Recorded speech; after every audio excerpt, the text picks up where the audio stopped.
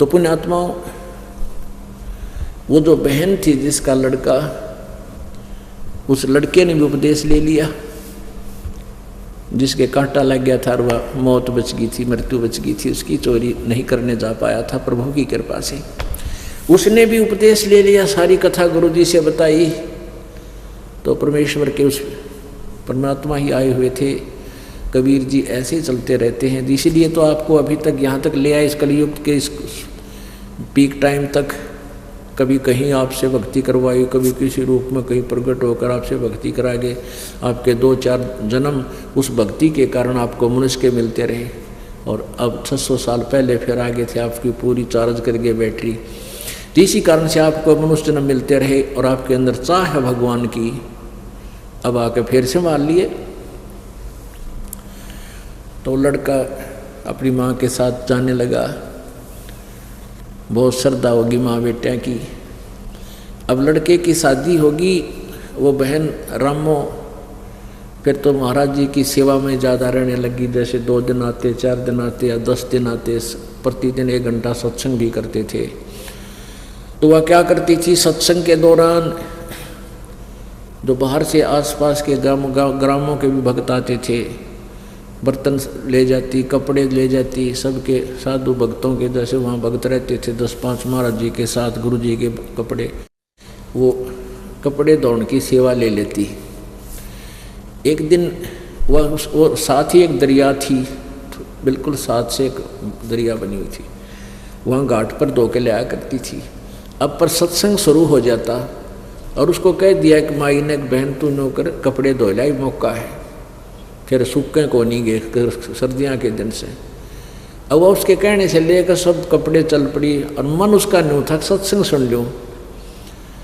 उसने क्या किया, वहाँ जाकर कपड़े बे दिए। पहले भिगोया करते कपड़ों को, और फिर कुछ देर बाद उसने मोगरे मागरे मार कर उन्हें धोया करते डंडों से। तो उसने सोचा ये कपड़े मैंने बे दिए और ये इतना मैल गलेगा, मैं सत्संग सुन लेती हूँ। वह थोड़ी सी दूरी पर था, वापस आके और आश्रम से बाहर ही बैठ गई। खूब आवाज़ सुनाई देती वहाँ, नो बैठी रही सारी। सत्संग शुरू कर रखा गुरुदेव ने, उसकी आँखों में आंसू आवे। मैं भी इसी दुखी थी, कथा सुना रहे थे परमात्मा, जिसका लग गया उसका याद रहा करे। अन्यो रो है भगवान बड़ी दया करिए, कति मेरे को तो नरक से निकाल लिया। यानी उसने 1.5-2 घंटा जो गुरु जी ने सत्संग किया, उसको ये नहीं पता चला तू के काम आई थी, भूल गई। अब सत्संग समापन हुआ, जब उसकी वह चेतना आई, उसने सोची आज बात बिगड़ेगी, ये कपड़े सूखे को नहीं, सर्दियाँ के दिन हैं, गुरुजी नाराज होंगे, भगत के पहरेंगे, और फिर मुझे यह सेवा मिले नहीं की। वह भागी गई, जाके देखा कि वहाँ कपड़े धोकर सुखा रखे हैं, काफ़ी कपड़े थे। उसने वहाँ जो और कपड़े धो रही थी गांव की, नगर की आके बहन बेटियां उसी घाट पर, जो नाम नहीं ले रखा था, उनसे पूछा कि मेरे कपड़े किसने धो दिए। वो बहन बोली कि आप ही तो धो रही थी अभी। नहीं मजाक मत करो। उसने सोची तेरी सेवा छीन ली, इन न धो के सुखा दिए कोई सी। अब जो नाम ना ले रही उनके पास कहाँ टाइम है, इतनी अकल उनमें कहाँ से आ सकती है कि इतना लाभ उठा लें। उन्हें तो अपने कपड़े धोने मुश्किल हो जाए, फिर भैंसा की सानी बेड़ी है, फलान करना है, उनके 100 मन में चिंता रहती है। उनसे फिर पूछ रही है, सच्ची बता बहन, एक को पकड़ के आई, सच्ची बता दे। कहने लगी तो मूर्ख हो रही है, क्यों मजाक बना रही है, अभी आप तो खुद धो रही थी, अब सुखा आ रही थी। अब वह जानेगी हो ये तो परमात्मा की लीला थी।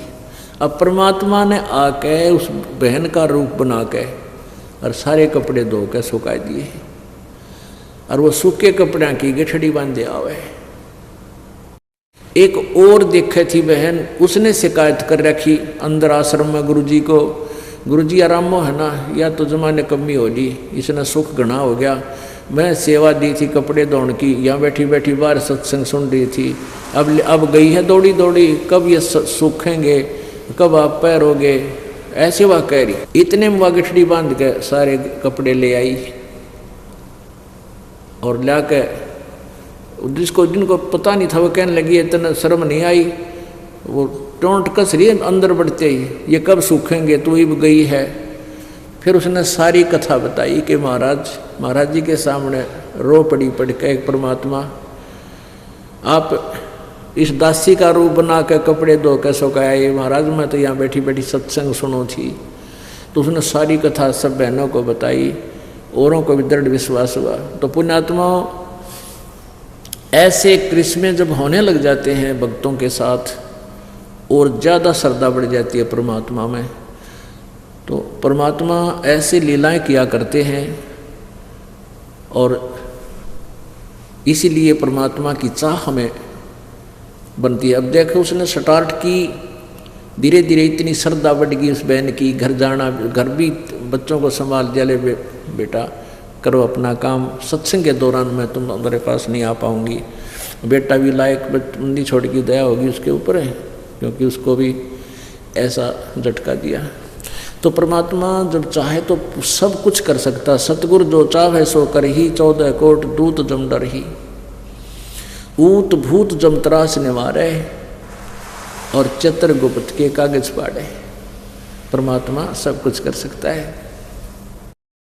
तो परमेश्वर जब आते हैं अपनी लीला बताते हैं कि परमात्मा को भूल कर ये प्राणी अपने जीवन को कैसे व्यर्थ करता है, और जब इस पर आपत्ति आती है तो भगवान को याद करता है, आपत्ति टल जाती है तो फिर गुट्टी ने याद करे, शराब याद करता है, बकवाद याद करता है, कि ताश खेलता है, कहीं सिनेमा में देखता है।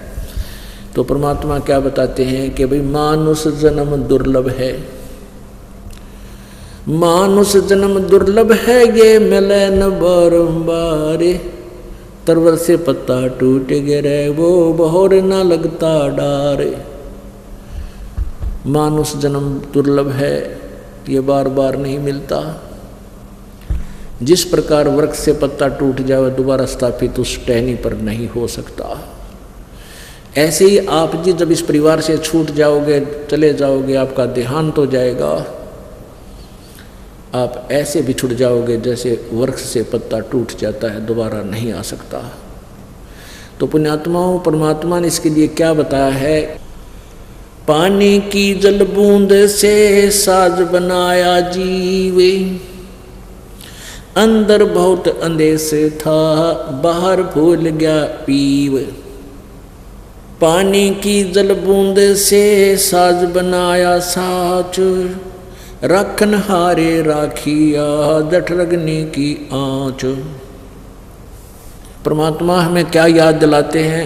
प्रभु ये याद दिलाना चाहते हैं कि जब तू माँ के पेट में था, जब तू बालक रूप में माँ के पेट में था, उस समय तुझे चेतना थी कि मैं किस कारण से इस गर्भ वाली कैद में फंसा हूँ, और उस समय आप जी को ये भी याद था कि मुझे पहले भी बहुत मानव जीवन मिले हैं। उन मानव जन्मों में मैंने परमात्मा की यथार्थ भक्ति नहीं की, सही संत मुझे मिले नहीं, और जीवन व्यर्थ करके मैं चला गया। फिर किन किन योनियों में किस प्रकार के कष्ट मैंने उठाए।